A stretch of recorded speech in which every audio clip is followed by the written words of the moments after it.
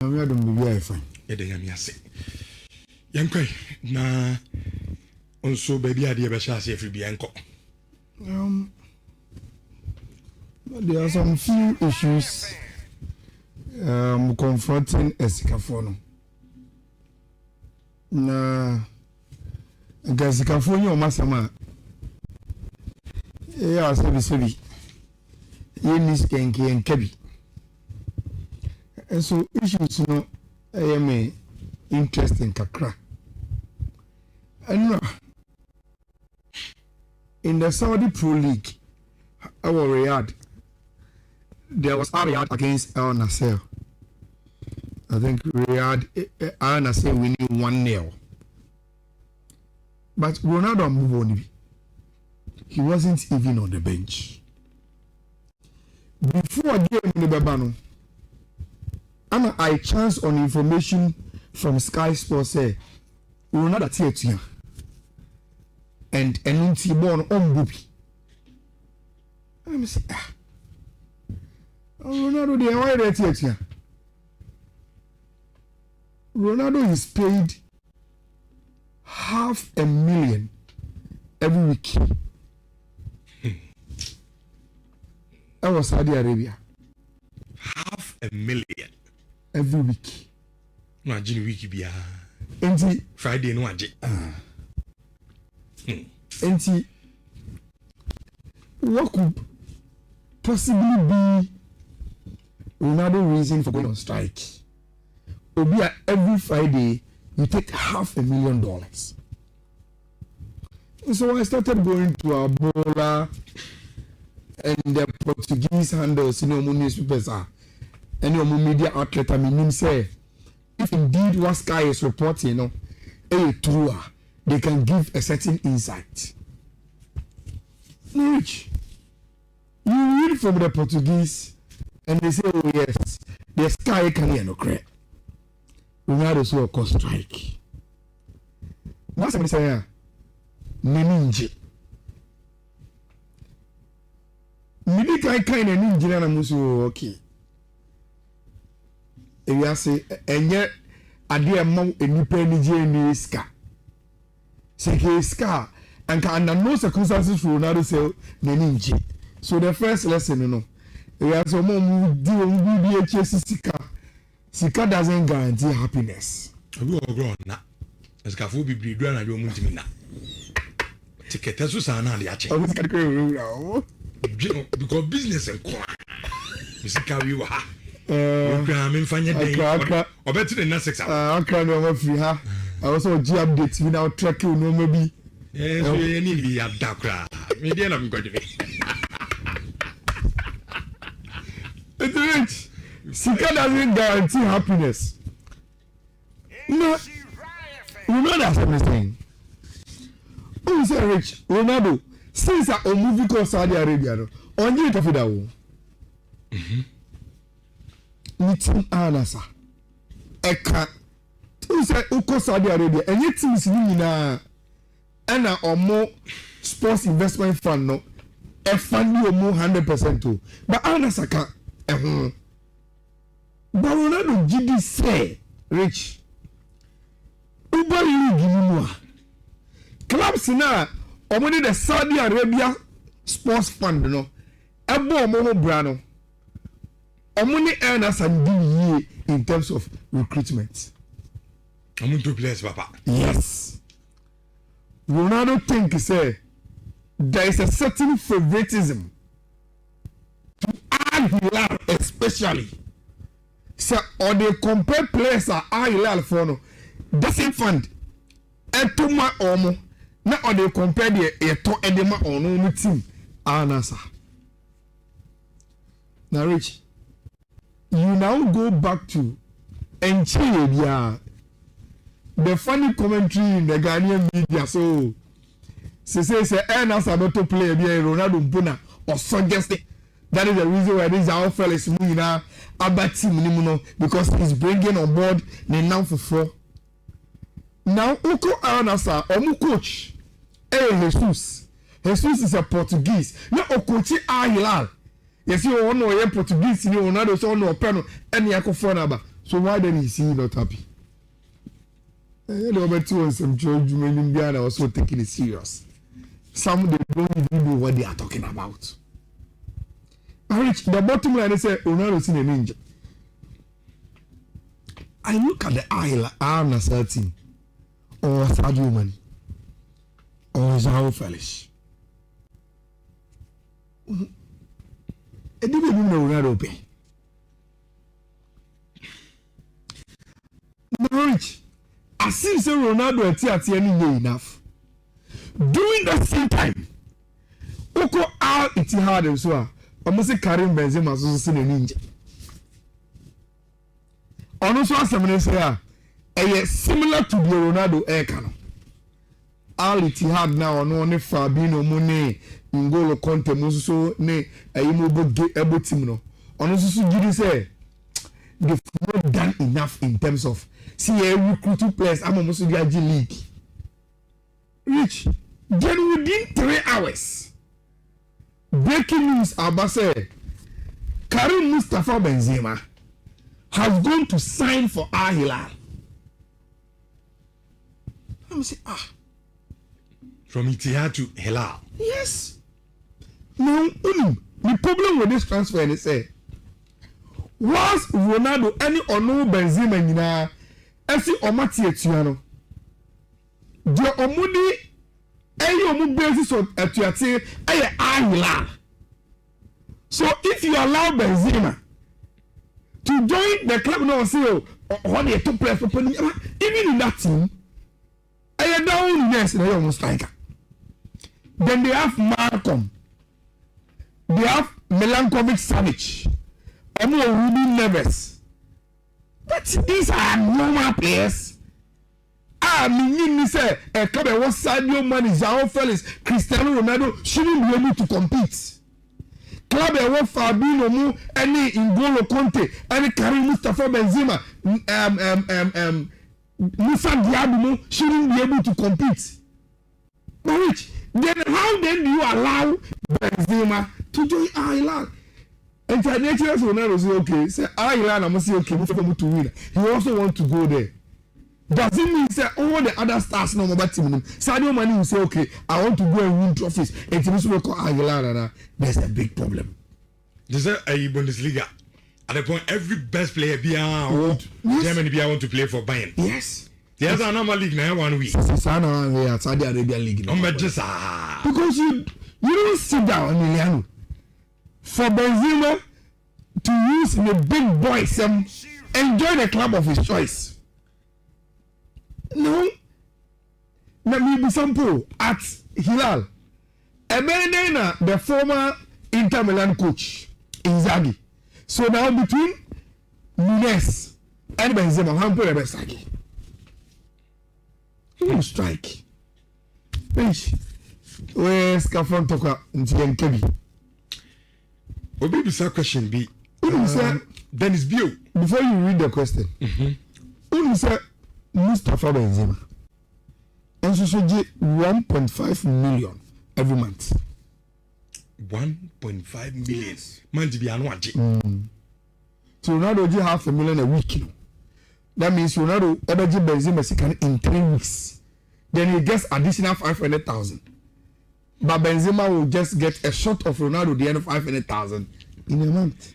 Answer then you a question Ayala answer this is I know today. I know person who say I have $1 million. Is it a day or a week? A week. Week bia me part of Friday bia na akoton account. Send you who's a Premier League for no. The boy say to be 20,000 to 500,000 US dollars every week bia e be kwa akoton account no. Ayala. And Ronaldo, you just got you carry every week. Football. Ronaldo, mumpen number, mammy. I'm going the week is coming, jam it. Now, way, sir, Unya $1 million, Unya will be more. To know, on 2 weeks per month. Na intimidator for life. It's always as California you monitor the situation and the update but So we Mustafa Benzema she say oko Al Hilal Saudi Arabia. Rich. I want to hear a friend Jeremy Jackie move to Liverpool no. And I'm the car once. Me say I agree to Chelsea not buying him because me Jimdi say Obia eni bi obesi dachi and Obia wo the set of destiny and Yankupon the man and what hard work and your mother can contribute to what you get in the future. But which I didn't have none tears yet. The reason why a club like Chelsea, or more player says or more player said a champion will still run after a match for the Jeremy Jackie. It doesn't make sense. No, it doesn't make sense to me. So one is a player there. Why buy Obia one is a team? Even if we admit, we say Jeremy Jackie, I idea kakra, actually Jones a champion, any even Mamadou Sa, I idea kakra. Now the point is that you do not have a guarantee. Say, all moving from Rennes to the English Premier League, he will hit the ground running. It was the same thing said about Badiashi. After the Sassi. They were names. Yes. But you have Josh who's already playing. Of course. How many of Chelsea games and all that are just a chapel bar which Robert Nhyira also the following day and say, why not? So he's already there. And it's just a matter of giving him consistent games. Only you fit Asian and say, look, you can go and become the next John Terry. We will allow you to play. Now, I don't know force you. The reason why sometimes any clubs be any GDO on Kremu, especially academy boys, and give them the opportunity and say, at the end of the day, the target of the club is results. And once you are rich, with the results weighing on the coach, my academy boys the opportunity. Then I say, it is true, that analysis. But how come Barcelona has been able to do it? And you can't tell me, say, per club, pressure also part to get results. Barcelona and Kawu, yes. You are not the in no particular order. Because I per club, you demand the results of power, yes, which ultimately can find around Barcelona. But how come they are able to look for results?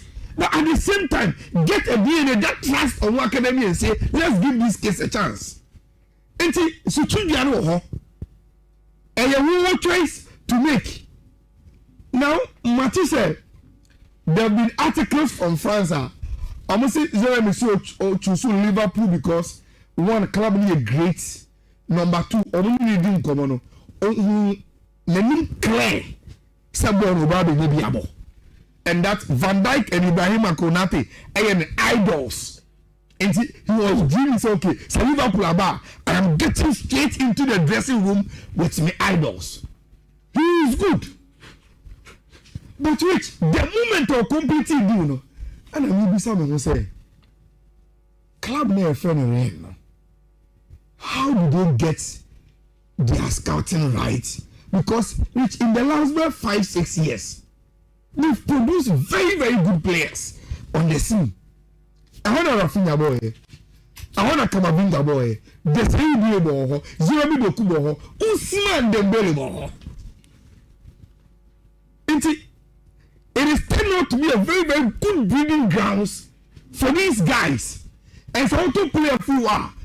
So no man could say I was a come over. You bought a very, very good player. Rich.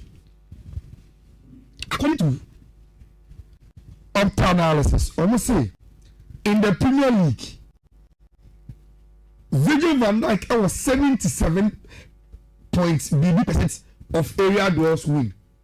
Ibrahima Konate was 72 points BB in area duels, and those two players are the best when it comes to area situations. Now, Jeremy Jackie, and is 75.5 if you France Eba. Wow. That's only very good. Yes, when it comes to Seboni game. Now, why this statistics is important to me? Because of the league now, Premier League. Yes, you have to show your physical presence. Because they play long balls and crosses. And so when you come with this kind of statistics for area duels, it helps Papa Honum. Now look, Liverpool to Leone from the Serie A last summer, and I went to the ACL. And they are already planning for the future.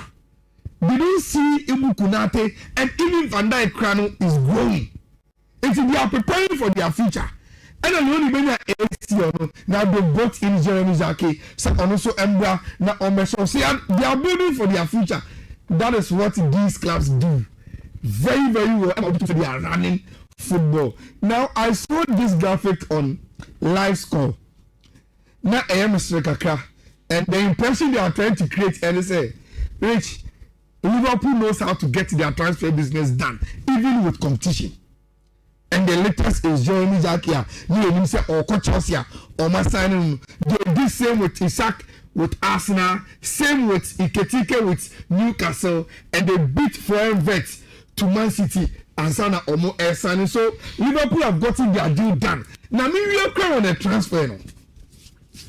Rich, you say in the last 5 seasons, say open clubs or net spender. You can net spender UTA. The difference between Sika or the top players and Sika or top players in ya. Rich, I say this is the table. Okay. Manchester United. I want it to free more.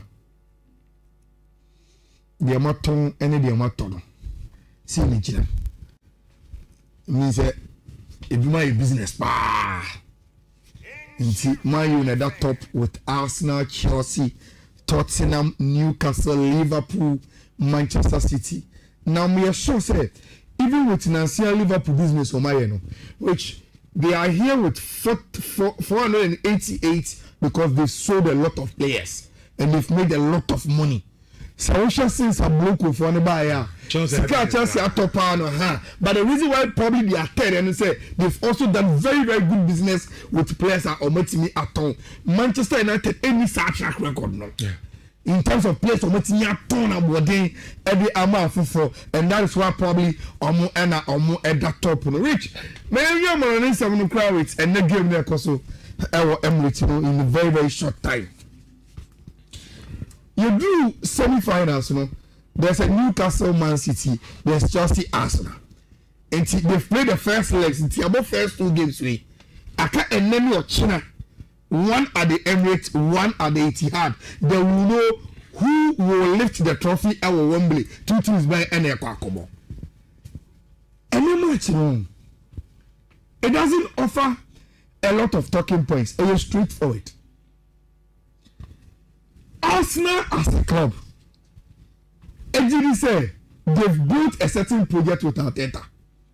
A do baby, Oma have a still and will travel. And club be rich, so we do Ochob any time. Every trophy we want to win. Because to inculcate the winning mentality in your team, you don't say, oh, trophy win here, win here. Look, when Jose Mourinho came to Chelsea, in building the winning mentality in the Chelsea team, Rich, even the EFL Cup, he was winning it. There is no small trophy for a club that wants to build winning mentality on the team. And Mikel Arteta say, Rich, for Arsenal project, you know, to stop doubting themselves and say, now we can win the Premier League, we can win the Champions League, you know, they must win the Carabao Cup too. So when you take Carabao Cup, we say Kima.